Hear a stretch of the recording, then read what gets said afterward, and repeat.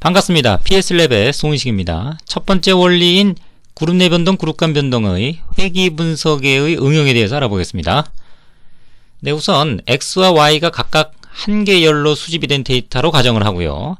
그렇게 이별량인 경우는 이와 같이 포블락의 분석 내용들을 가지고 우리가 시작을 하게 되죠. 그래서 Y가 계량형이냐 개수형이냐, X가 계량형이냐 범주형이냐에 따라서 분석적 어떤 기법들이 이제 결정이 돼요. 자, 우린 지금 회귀 분석을 논의하고 있으니까요. X가 계량형이고 Y가 계량형인, 계량형인 이런 데이터를 가지고 논의하게 되겠고요. 자, 이런 경우에는 무작정 그래프 분석은 산점도를 그립니다. 그래서 산점도를 그렸을 때 X가 증가하고 함에 따라서 Y가 증가한다. 즉 양의 관계다 그러면 둘의 어떤 관계가 어느 정도 되는지를 확인할 필요가 있어서 통계적 가설 검정 내용인 상관 분석을 하게 되죠. 그래서 여기서 나오는 상관 계수를 통해서 그 둘의 어떤 강도를 우리가 확인할 수가 있겠죠. 자, 여기에서 대부분 가설 검정은 종료가 됩니다. 그런데 예측의 필요성이 있을 때, 즉 우리가 수집된 데이터들 안에 우리가 수집되지 않은 값이 존재하겠죠. 연속형이니까. 그렇게 우리가 수집된 데이터 내에 포함되지 않은 그런 X값에 대한 Y값을 우리가 알고 싶어요. 이것은 이제 예측이라고 그러죠. prediction. 이런 경우에는 어떤 것입니까? 이제 회귀 분석으로 넘어가죠. 그래서 통상 그 산점도를 가지고 바로 회귀 분석으로 넘어가는 경우가 있는데, 자, 그건 툴을 너무 과하게 쓰는 경우입니다. 대부분은 이제 상관 분석에서 다 커버가 되고요. 예측의 필요성이 있을 때에만 회귀 분석으로 넘어갑니다. 자, 우리는 지금 회귀 분석에 대한 학습을 진행할 예정입니다. 자, 회귀 분석은요, 갈튼이라고 하는 영국 과학자죠. 갈튼이 이제 정립한 그런 개념입니다.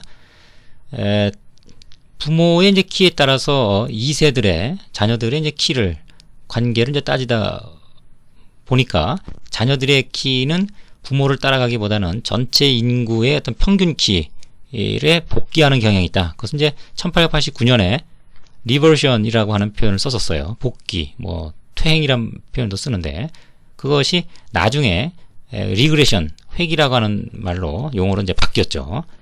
그래서 보통 회귀의 모형 그러면 선형 회귀 모형, 직선 관계죠.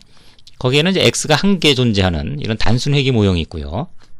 X가 여럿이 이렇게 결합된 이런 다중 선형 회귀 모형이 있습니다. 또 X의 어떤 차수가 1차, 2차 또는 P차 이런 것들이 혼합돼서 존재하는 경우가 있는데, 이런 경우는 이제 다항식 회귀 모형. 또 X와 Y 관계가 직선 관계가 아니고요. 비선형 관계, 정규분포라든가 로그노말 이런 데서 많이 보죠. 종 모양으로 되어 있죠. 자, 그런 것들은 이제 익스포넨셜이 들어갑니다. 이런 것들을 비선형 회귀 모형, 이렇게 여러 가지 종류가 있는데, 자, 우리 교육은 단순 회귀 모형에 초점을 맞춰서 진행할 예정입니다. 자, 이와 같이 X와 Y의 데이터를 우리가 프로세스로부터 수집됐다고 가정을 해보죠. 그러면 계량이니까 가장 먼저 뭘 합니까? 네, 산점도를 그리는 것이 분석의 1차적인 접근 방법입니다. 그랬을 때 이와 같이 X가 증가함에 따라서 Y가 증가하는 그런 경향성이 관찰됐네요. 자, 이렇게 되면 둘의 강도가 얼만큼 되는지 보통은 상관 분석을 통해서 확인할 수가 있어요. 자, 그런데 우리의 니즈가 특정한 이 X에 대해서 수집되지 않은 어떤 Y값을 우리가 알고 싶어요. 자, 이런 경우에는 모델이 이제 필요하게 되는 그런 단계에 이르게 되는 거죠. 그래서 이와 같이 수집된 데이터 내에 특정한 X에 대한 Y값을 예측하는 것은 이제 내삽이다, 이렇게 얘기하고요. 우리가 수집되지 않은 데이터에 벗어난 이런 것들에 대한 연장을 해서 X에 대한 Y값을 유출하게 되면 그것은 이제 외삽이라고 얘기를 합니다. 자, 그래서 특정 X에 대한 어떤 특정한 Y값, 이것을 좀 알고 싶습니다. 자, 그런데 그럼 어떻게 예측하느냐, 이런 문제가 남는 거죠. 자, 이 내용은 다분히 좀 수학적인 어떤 과정의 절차를 좀 밟게 되겠습니다. 그래서 자, 우리가 이렇게 타점들을 우리가 수집을 해서 찍었어요. 산점도에. 그래서 이 타점들을 가장 잘 설명하는 이런 직선이 존재한다고 가정을 하면요, 우리는 우리가 알고 싶은 어떤 특정 X에 대해서 Y값을 항상 쉽게 예측해낼 수가 있겠죠. 결국은 이 직선을 어떻게 우리가 긋느냐, 또 이런 문제로, 구체적인 문제로 또 들어가게 됩니다. 자, 여기서 타점들은 이제 yi, 뭐 여러 개니까 y1, y2, y3, y4, y5 이렇게 되겠죠. 네, yi라고 정의를 하고요. 그 다음에 이 직선상의 이론적인 값이죠. 그러니까 특정 하나의 x값에 대해서 이론값이 하나 존재하고 또 실제값이 존재하는 거죠. 그래서 요 실제값과 이론값과의 요 갭을 잔차라고 정의하겠습니다. 레지듀얼. 그래서 각각의 잔차들이 이런 식으로 이제 존재하게 되는 거죠. 결국은 이 잔차들이 최소화가 될 수 있는, 되게 하는 그런 직선을 우리가 찾아주면 결과적으로는 모든 x에 대한 y값을 예측하는 그런 예측력이 생기게 되는 겁니다. 그런데 우리가 그러면 이 직선을 어떻게 찾느냐? 직선의 구체적인 내용이 뭐냐? 그것은 바로 이 y절편, y값을 자르고 지나가는 요 값, 또 이 기울기, x가 증가한 거에 대한 y의 증가분, 요 기울기, 즉 요 두 개의 파라미터 a와 b를 찾아주는 이런 문제로 다시 이제 귀결하게 되는 거죠. 그래서 우리 주어진 이 로 데이터를 통해서 결과적으로는 이 직선에 대한 기울기와 절편값, 요 두 개의 파라미터를 찾는 그런 그 수학적 과정으로 넘어가게 되겠습니다. 자, 그래서 요 잔차라고 하는 양을 최소화시킬 수 있는 수학적인 방법을 통해서 요 a와 b를 찾아주는, 자, 요 과정이 최소 제곱법이라고 우리가 얘기를 합니다. Methods of Least Squares. 네. 자, 그러면 지금 요 y 각각의 데이터 타점 값하고요. 그 다음에 이론적인 값, 요게 잔차라 그랬는데 레지듀얼. 자, 요걸 최소화시키는 방법. 일단은 변동량의 어떤 표현으로 바꾸고 이걸 다 더해요. 요 얘기는 요 값들을 제곱을 해서 다 더한다, 이 개념이죠. 자, 그리고 요 r, 요 차이값이 최소화가 되는 이런 그 y 헤트를 구하면 돼요. 근데 이 y 헤트라고 하는 거는 바로 이런 직선식이니까 그걸 직선식으로 좀 대체를 했습니다. y 헤트를. 자, 이렇게 놓고 보면 결과적으로는 요 a나 b가 최소화가 되는 이 ri가 최소화가 되는, 즉 이 식이 최소화가 되는 어떤 a나 b를 찾아주면 되는데, 이것은 편미분이라고 하는 수학적 과정을 거치죠. 미분을 통해서 a와 b에 대해서 편미분을 진행을 하게 됩니다. 이 부분은 조금 수학적인 얘기니까 추가적인 설명은 생략하겠습니다. 그래서 a에 대해서 미분을 하면요, 요게 이렇게 2가 내려오고, 그 다음에 그대로 써주고, 요 제곱은 하나 줄죠, 이렇게. 그 다음에 요 안에 대해서 미분하니까 a에 대해서 미분하면 1 나오죠. 그러니까 이거 마이너스가 붙으니까 마이너스 1이 붙는 겁니다. 요거는 a의 대상이 아니니까 a가 아닌 대상들은 다 0이 되겠죠. 그렇죠? 네, 이것도 0이 되겠죠. 그 다음에 또 b에 대해서 편미분하면 이것도 b가 들어있는 식이 요게 2가 내려오고, 또 그대로 써주고, 제곱이 하나 줄죠. 그 다음에 b에 대해서 미분하니까 b는 없어지고, 요 xi, 그러니까 마이너스가 붙으니까 마이너스 xi, 이건 b가 없으니까 제로가 되죠. 그래서 이 y 텀을 가지고 남겨놓고 다 오른쪽으로 넘겨서 정리를 하게 되면, 네, 이 y 텀에 해당되는 내용, 요거는 yi에다가 x를 곱한 거니까, 네, 고항이 남고요. 나머지 다 오른쪽으로 넘기면 두 가지 식이 형성이 됩니다. 여기에 a와 b라고 하는 모르는 파라미터가 두 개 있고, 식이 두 개니까 이건 연립방정식을 풀 수 있죠. 자, 연립방정식은 뭡니까? 자, 요 a를 남겨놓고 요걸 다 이쪽으로 넘겨요. 또는 요 b를 남겨놓고 요걸 다 넘겨, 이쪽으로. 그러면 여기는 a만 형성돼 있겠죠. 그럼 그 b 값을 여기다 입력을 해요. 그러면 요게 a만 형성된 게 또 a하고 나오니까 a로 정리하게 되면 a 값을 얻게 되는 거죠. 그래서 b와 a를 이런 식으로 여기서 b만 남겨놓고 다 오른쪽으로 넘기고, 그 다음에 그 b 값을 여기다 입력을 하게 되면 또 a를 얻을 수 있고, 이런 과정으로 연립방정식을 우리가 계산할 수가 있게 되겠습니다. 그리고 b를 구한 다음에 b를 여기다 놓고 a를 구하는 이런 과정으로 우리가 해석할 수가 있겠습니다. 자, 조금 엑셀을 좀 보시면 이해가 쉽게 좀 되실 부분이 있습니다. 자, 우리 엑셀 좀 돌아가 보겠습니다. 데이터를 미리 옮겨놨는데요. 요 x들을 다 더한 값입니다. 요게 썸이죠. 또 y를 다 더한 값, 또 제곱해서 x를 제곱해서 다 더한 값, y를 제곱해서 요 y를 각각 제곱했죠. 이렇게 다 더한 값, 또 xy를 곱해서 요 두 값을 곱해서 다 더한 값, 이렇게 미리 좀 계산을 해놨습니다. 그러면 b라고 하는 것은 n이라고 하는 것은 요 카운트죠. 데이터 개수. n이라는 건 10개를 얘기하죠. 근데 엑셀식으로는 이제 카운트에서 b2부터 여기서부터 요까지, 그죠? 여기서부터 여기까지를 셀 개수를 세면 그게 데이터 개수니까 그 n에 대응합니다. 또 x하고 y를 곱해서 다 더한 거. x 요거 두 개를 곱해서 각각 곱해서 곱한 값들이죠. 이걸 다 더한 거 요거. 그것이 이제 F12가 되겠네요. 요거 12. 네. 그 다음에 xi를 다 더하고 또 y를 다 더해서 각각을 더해서 곱한 거. 즉 요거 다 더한 거. 요거 다 더한 거. 그래서 두 가지를 곱한 거. 네, 그것이 요 내용이 되겠습니다. 분모도 뭐 그런 식으로 계산을 하게 되면 그 값은 15.99, 약 16 정도라고 하는 B값이, 기울기 값을 얻을 수가 있게 되는 거죠. 그게 식에 이제 요 X 앞에 있는 개수가 되겠습니다. 또 A는 요 B값을 넣고 동일하게 Y를 다 더한 값, X를 다 더한 값을 넣고 개수로 나눠주면 요 A, 절편값을 얻게 됩니다. 자, 이 과정을 우리가 미니 탭으로 좀 확인 좀 해볼게요. 자, 미리 데이터를 갖다 놓고요. 회기 분석에 자, 그림까지 보는 그림까지 보는 그런 모듈로 들어가서 Y와 X를 집어넣고 직선식이죠. 선형. 네, 확인. 네, 좀 오래 걸리네요. 자, 이렇게 보시면 이 직선식에 보시는 바와 같이 직선식의 y는 10.73 플러스 15.99x 15.99x라는 값을 얻었죠. 네, 이렇게 해서 이론적인 직선을 우리가 얻게 된 겁니다.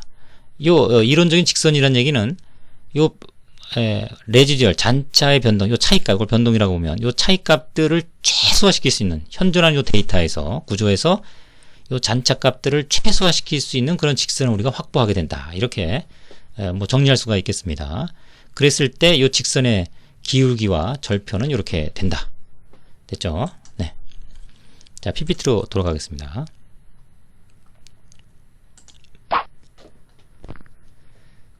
자, 그래서 우리가 그 데이터로부터 X와 Y 데이터로부터 직선을 이제 확보했다고 치면요.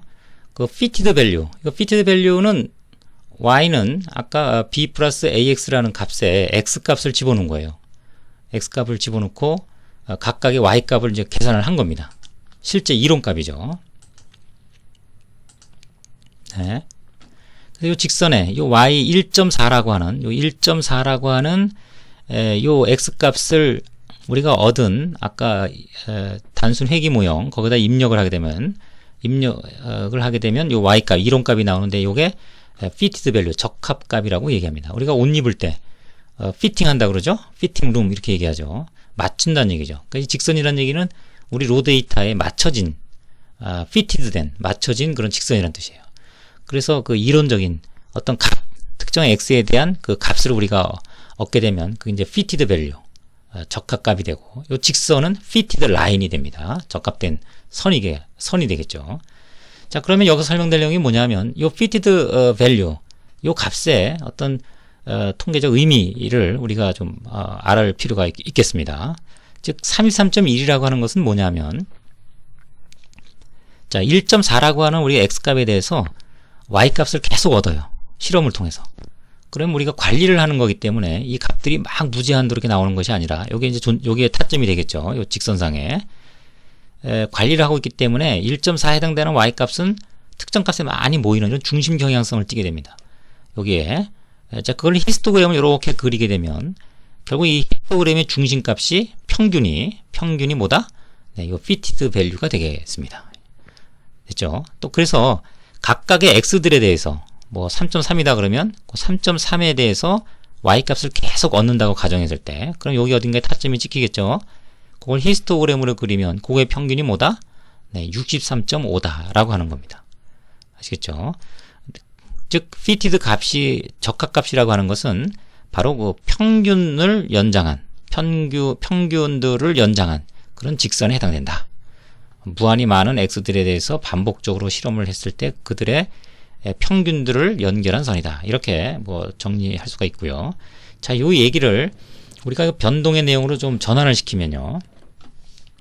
자, 우리 그 실제 타점 y 값들을 횡으로 이렇게 좀 넣었습니다. 그리고 요거를 부분군 크기가 1이라고 하는, 즉 표본 크기가 1개를 채집한 그런 부분군이라고 좀 가정을 할게요.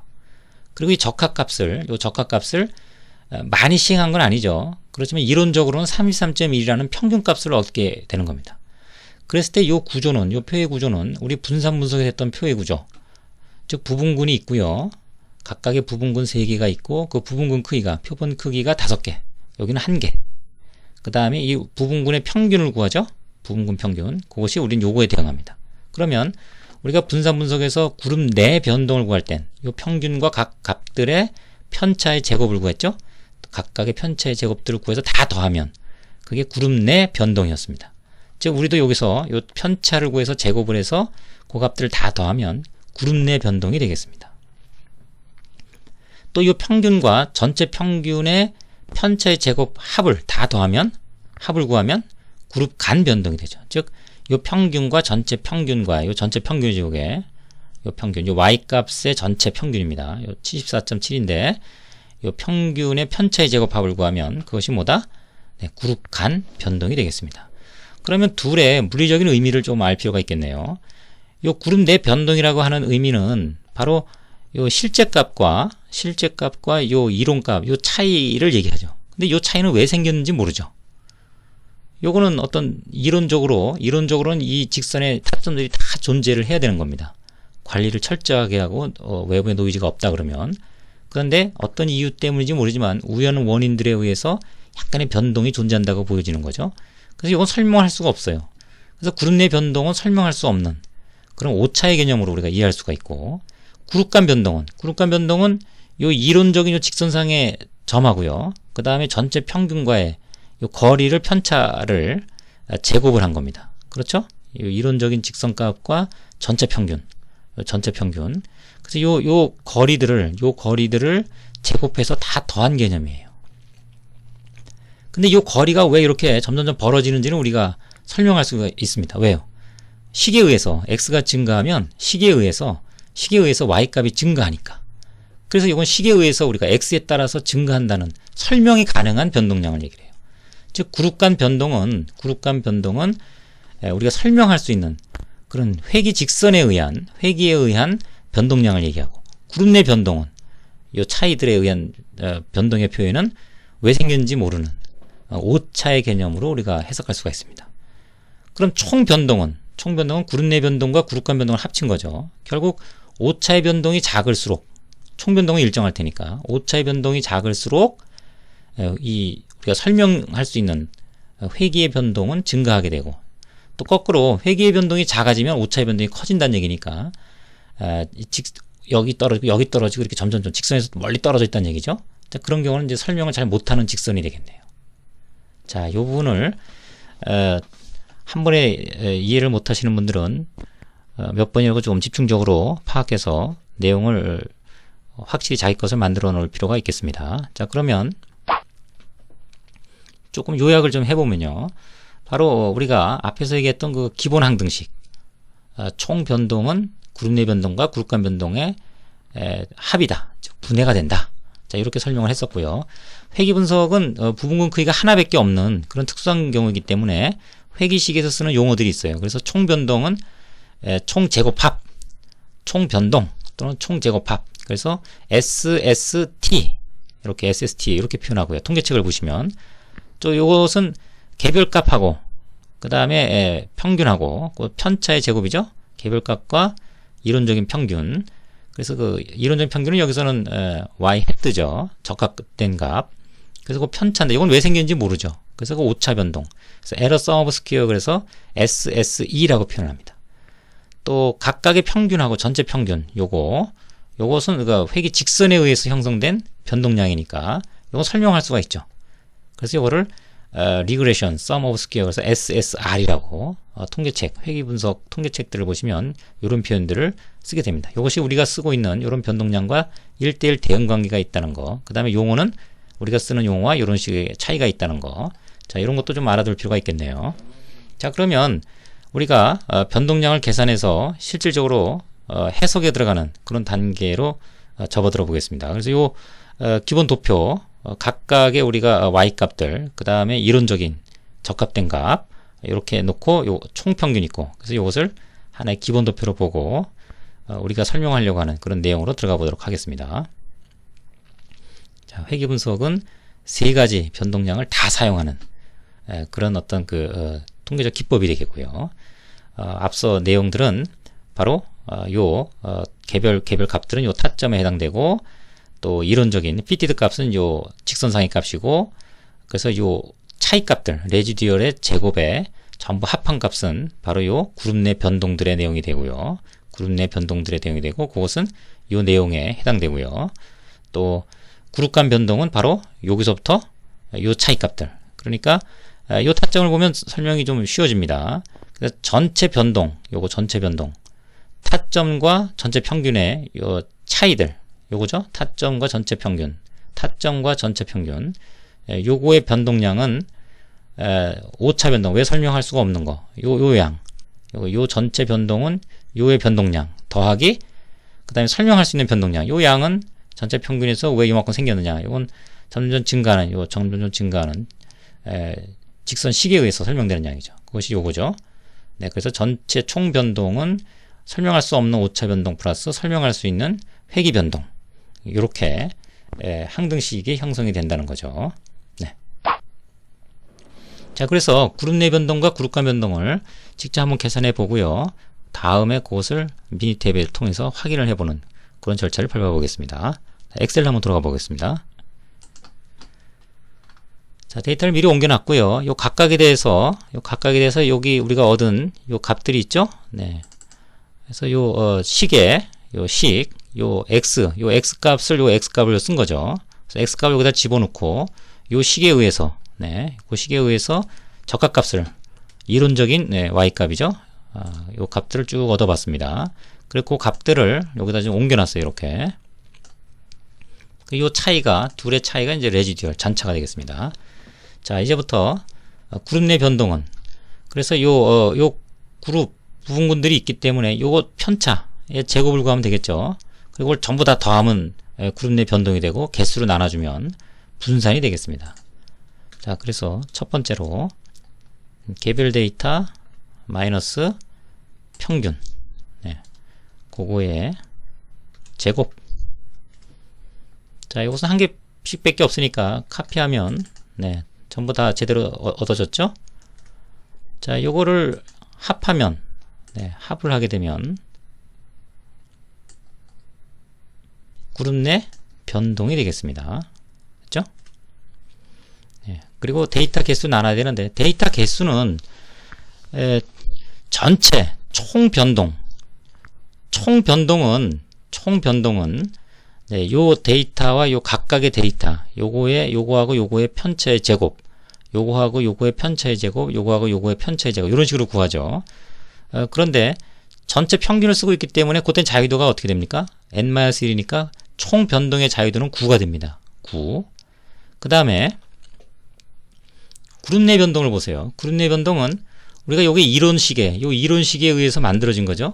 그런데 요 이론식을 우리가 구할 때 A하고 B라는 이 로 데이터들 속에서 두 개의 제약 조건을 만들어냈어요. A는 이런 것들의 어떤 조합에 대한 식으로 계산이 됐고요. B는 또 이런 것들의 조합을 통해서 얻어졌어요.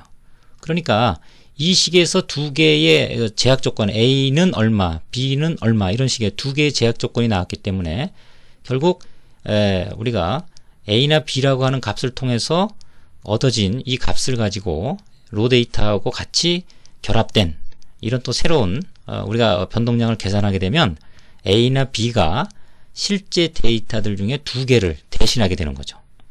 자, 이것이 이제 제한 조건이라고 하는 두 번째 강의에서 설명드렸던 제한 조건이 두 개가 발생하기 때문에 전체 데이터 10개죠. 그 제한 조건 두 개를 빼주면 실제 그룹 내 변동에 관여하는 데이터는 8개라고 보여집니다. 8개라고 볼 수 있는 거죠. 두 개, A나 B가 두 개의 데이터를 대신하고 있다고 볼 수 있는 겁니다. 따라서 그룹 내 변동에서는 데이터가 8개가 되는 거죠. 그러면 전체가 총 자유도는 9개고요.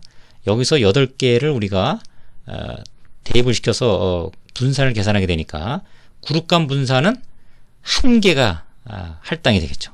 전체가 9개니까 여기에 데이터가 8개 들어가고 자유도가 여기에 그러면 1개가 들어가야 토탈 9하고 일치가 되니까, 그래서 여긴 8개, 여긴 1개. 그래서 통계책을 보시면 n-2라고 하는 오차항, 이 그룹 내 분산을 계산할 때 이건 오차의 개념이라고 그랬죠. 왜 생기는지 모르는 변동. n-2라는 표현이 나오게 됩니다. 즉 n-10에서 2를 뺀 8개가 데이터 개수가 되고요. 이때 분산은 84.82가 되겠습니다. 자, 다시 그룹 간 변동은 요 차이를 가지고 계산한다 그랬죠. 네, 그래서 자, 평균, 부분군 평균 빼기 전체 평균. 전체 평균은 움직이면 안 되니까 달러 제곱. 자, 그렇게 해서 쭉 연결을 하고요. 이걸 다 합하면 네, 그룹 간 변동이 되겠죠. 네, 그룹 간 변동. 이건 자유도가 1개입니다. 데이터가 1개씩 밖에 없으니까 이건 이제 곱하기 n을 곱해야 되는데 이제 2를 곱하면 되고요. 그대로 나오면 되고. 그 다음에 자유도는 전체가 9개, 여기서 8개 썼으니까 여기는 1개가 존재하는 거죠. 네, 그래서 요거 나누기 1 이렇게 하면 그룹 간 분산이 되겠습니다. 자, 이걸 분산 분석 표를 만들 수가 있죠. 어떻게 만들었습니까? 자, 출처가 있고요, 우선. 네, 출처에는 그룹 간 변동을 통해 나온 변동이 있고요. 또 그룹 내 변동을 통해서 나온 변동량이 있습니다. 그리고 전체가 있죠. 토탈. 자, 이렇게 있고요. 그 다음에 우리가 DF 자유도 데이터 개수를 구했죠. 자, 이거는 좀 정리를 좀 하겠습니다. 데이터 개수는 그룹 간은 1이었죠. 네. 그룹 내는 8개였습니다. 토탈은 이제 9개였고 설명을 드렸었습니다. 자, 그 다음에 네, 이걸 좀 숫자가 이렇게 나오면 안 되죠. 네. 그 다음에 이제 sum of square 변동량은 여기 계산이 되어 있었습니다. 그 변동량. 그래서 그룹 간 변동은 요 값이 되고요. 또 그룹 내 변동은 요 값이 되겠죠. 네. 토탈 변동은 요 두 개를 합친 거니까 이런 값이 되겠습니다. 그 다음에 이제 mean square, 이건 분산이라고 그랬죠. 자, 이 내용들을 바로 들어오신 분들은 이전의 강의를 참조하시면 상세한 설명이 있습니다. 이것은 분산이니까 요거 나누기, 변동 나누기, 데이터 개수 그렇죠? 그래서 요거 나누기 이렇게 하시든가 아니면 앞에서 우리가 이미 계산을 했기 때문에 그룹 내 분산은 요게 되겠죠? 뭐 이렇게 직접 가져와도 되겠습니다. 그 다음에 F값을 구하죠? F값은 분산, 그룹 간 분산을 그룹 내 분산으로 나눠서 이 분산 비를 가지고 우리가 의사결정을 한다 그랬습니다. 그래서 P값을 얻는 뭐 이런 절차로 넘어갔었어요. 이전 분산 분석에서 설명을 했었습니다. 이 P값 계산하는 건 생략을 하겠습니다. 자, 이렇게 했을 때 회기용으로 바꾸면 자, 요건 이제 회기라고 하는 설명이 되는 그런 내용의 출처의 표현이 되겠고요. 회기 분석을 보시면 이렇게 되어 있습니다. 이건 이제 오차라고 하는 그런 용어로 보통은 이제 표현이 되겠습니다. 영어는 에러가 되겠죠. 네, 이것이 회기용으로 표현되는 그런 내용이 되겠습니다. 자, 이렇게 됐을 때, 자, 그룹 내 분산, 그룹 내 변동은 이건 왜 설명되는지 모른다 그랬죠. 그러니까 이게 실질적으로 x가 증가할 때 y가 증가하는 그런 설명력이 있는 그런 내용의 변동량이에요. x가 움직이면 y가 따라서 움직여줘야 되는데 그게 크면 클수록 설명이 잘 되는 거죠. 그래서 실질적으로 설명이 잘 되는 이 양을 우리가 비율로, 즉 전체 요놈 빼기 나누기 네, 전체 이렇게 했을 때 약 한 93% 직선이 x가 증가할 때 우리가 얻은 직선이 네, 약 한 93% 실제 데이터를 설명하고 있다 이런 뜻이 됩니다. 나머지 678 즉 7% 정도는 설명을 못한다 라고 하는 그런 내용을 담고 있게 됩니다. 자, 이 과정을 미니 탭으로 확인을 좀 해보도록 하겠습니다. 자, 미니 탭 가서요. 네. 이번에 회기에 그림을 안 넣고 그림 조금 전에 했으니까 바로 숫자로 나오는 그런 수치 분석 쪽으로 들어가서요. 그래서 확인을 좀 해보면요. 네, 결과가 얻어졌죠? 자, 이 내용을 보면, 자, 우리가 분산 분석표를 만든 거 좀 비교를 해보겠습니다. 자, 엑셀에, 네, 분산 분석표를 만든 것과 미니텍 결과를 보시면, 여기 보시면, 회기라고 하는 그런 설명이 가능한 x가 증가할 때 y가 증가하는 그런 설명이 가능한 변동량이 9099만큼 x가 증가할 때 y가 흔들린다는 얘기죠. 그 다음에 오차에 의하면 설명이 안 되는 그 레지듀얼을 제곱해서 그 전부 더한 그 678.6 그렇죠? 그리고 SS 값이 존재합니다. 그 다음에 각각의 분산 값은 지금 보여주시는 84.82 그렇죠? 그 다음에 F 값은 이제 107.28을 보여주고 있어요. 이 값을 통해서 이제 P 값이 나왔다는 얘기죠. 그래서 이것은 X가 증가할 때 Y가 증가하는 경향이 있다라는 걸 보여주는 겁니다. P 값이 유의하니까. 자, P 값을 계산하는 건 이전에 제 9강 분산 분석을 참조하시기 바랍니다. 그 다음에 실질적으로 데이터를 직선이 얼마나 잘 설명하느냐 93%라고 하는 93%라고 하는 그런 내용을 지금 계산이 돼 있는 것이 일치한다는 것을 알 수가 있습니다. 93% 공중 나왔죠? 네. 나머지 내용들은 별도의 어떤 강의 단계에서 또 설명할 기회가 있을 겁니다. 자, 이와 같이 우리가 분산 분석표를 통해서 회귀 분석의 어떤 적절성 여부를 이제 판단하는 그런 내용까지도 할 수 있다. 자, 여기까지가 본 내용에 해당되겠습니다. 다시 이제 PPT로 좀 돌아가서요. 네. 자, 그래서 정리를 좀 하면요. 앞서 이제 우리가 항등식 관점에서 보면은 그 다음에 회귀 분석에 쓰는 용어로 바꿔보면요. 자, 이런 식으로 표현이 된다고 그랬죠. 그때 전체 변동, 총 변동이 있고요. 그것이 이제 데이터와 전체 평균과의 이제 갭의 자승합. 그거는 바로 요 타점과 이론적인 어떤 값, 요 값들 요 값들, 즉 그룹 내 변동 설명이 안 되는 오차 변동이 있고요. 그 다음에 이론적인 값과 전체 평균 요건 이제 설명이 된다 그랬죠. 요 점점 저렇게 벌어지는 이유는 x가 증가하기 때문에 y가 증가하는 그런 이유 때문에 생기는 변동량이죠.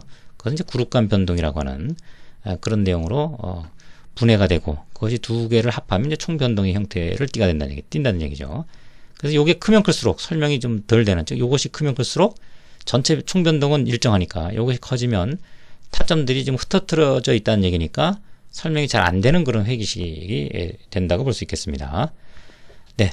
물론 회귀 분석은 이 외에도 여러 가지 또 추가적인 이제 해석 사항들이 있습니다. 자, 그 내용은 별도의 실험 계획하고 실험 계획도 하나의 회귀 분석이거든요. 실험 계획과 또 앞으로 이어진 이제 회귀 분석의 별도의 강의에서 기회가 있을 겁니다. 자, 본 내용은 여기까지 마무리하도록 하겠습니다. 수고하셨습니다.